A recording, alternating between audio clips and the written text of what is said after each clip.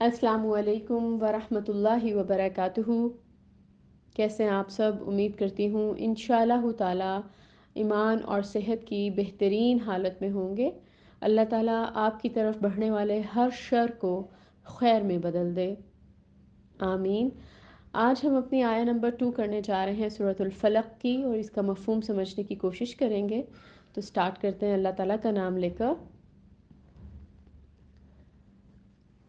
نحمده ونصلي على رسوله الكريم، أما بعد فأعوذ بالله من الشيطان الرجيم، بسم الله الرحمن الرحيم، رب اشرح لي صدري ويسر لي أمري واحلل عقدة من لساني يفقه قولي، اللهم إني أسألك علما نافعا وعملا متقبلا ورزقا طيبا، ربي زدني علما، ربي يسر ولا تعسر وتمم بالخير، اللهم فقهنا في الدين، اللهم بارك لنا في أوقاتنا، آمین الہی آمین۔ آیہ نمبر 2، من شر ما خلق، من شر ہر اس چیز کے شر سے، ما جو، خلق اس نے پیدا کی، خلقہ ہے، خلقہ کا مطلب ہوگا اس نے پیدا کی، من شر ما خلق یعنی میں اللہ تعالیٰ کی پناہ میں آتی ہوں ہر اس چیز کے شر سے جو خلق کی اللہ تعالیٰ نے، جو اللہ تعالیٰ نے پیدا کی۔ اب اس میں جو آپ دیکھیں ہم نے قل اعوذ ہے وہ اس کے اندر چھپا ہوا ہے، کیونکہ یہاں پر بھی ہر آیت میں آپ دیکھیں تو لا آ رہا ہے، یعنی کہ بات کنٹینیو ہے۔ تو ہم یہاں پر کس کی پناہ میں آ رہے ہیں؟ اللہ تعالیٰ کی پناہ میں۔ کس چیز سے؟ شر سے۔ کس کے شر سے؟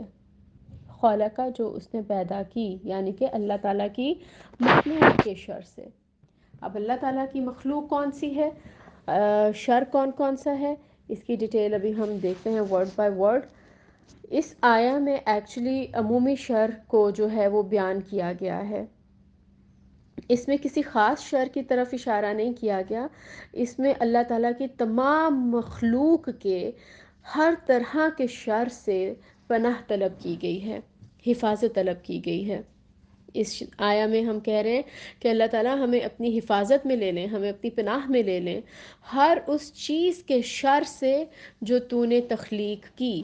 اب اگر اللہ تعالیٰ کی تخلیق کو ہم دیکھیں تو اللہ تعالیٰ کی تخلیق میں تو اس کی خلقت بے شمار ہے، کتنے جاندار ہیں، کیا کیا مخلوق ہے زمین کے اندر، آسمان کے اندر، زمین کے اوپر، ہواؤں میں۔ تو اللہ تعالیٰ سے ہم ہر طرح کی مخلوق کی جو ہے اسے ان کے شر سے پناہ مانگ رہے ہیں۔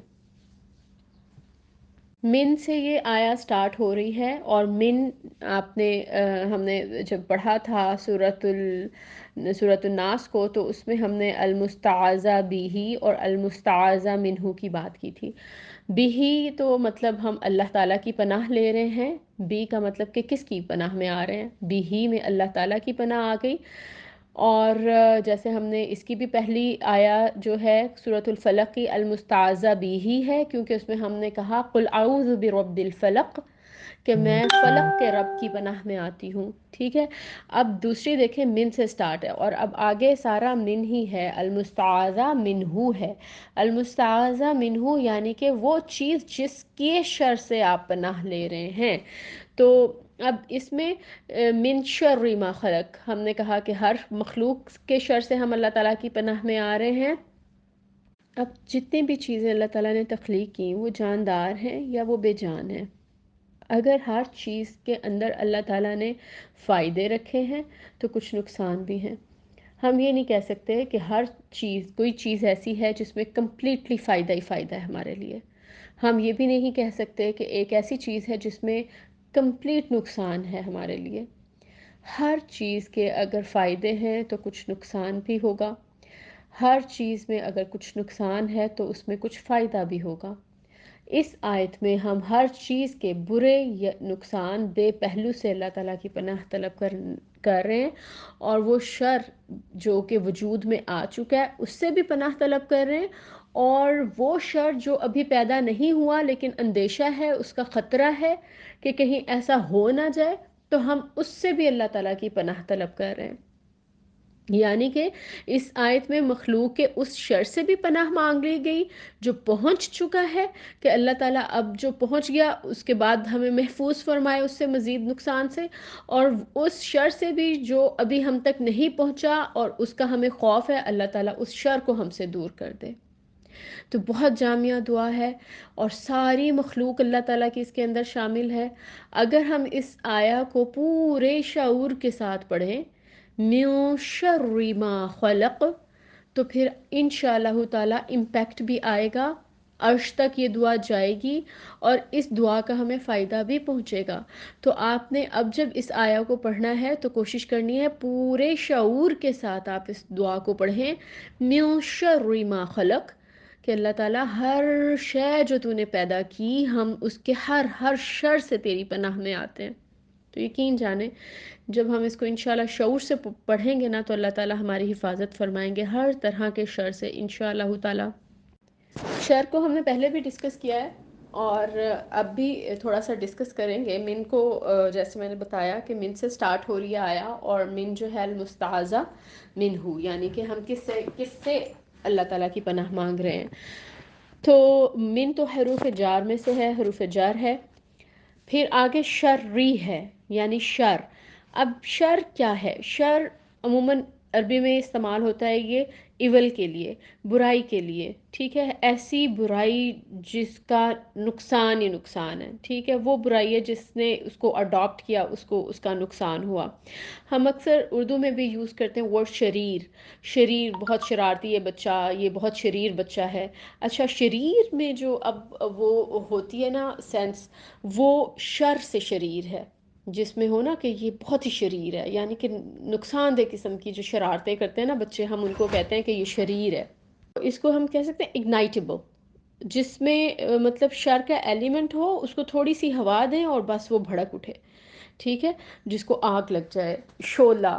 تو شر شعلے سے بھی اس کا میننگ بھی بنتا ہے۔ تو شر ہم کہہ سکتے ہیں کہ شر برائی ہے، ایول ہے، ایسی برائی جو نقصان دہ ہے، ٹھیک ہے؟ اور خیر اس کا جو ہے اپوزٹ ہے، خیر میں بھلائی ہے جس میں انسان کا فائدہ ہی فائدہ ہے۔ ایک طرف شر ہے، دوسری طرف خیر ہے، ٹھیک ہے؟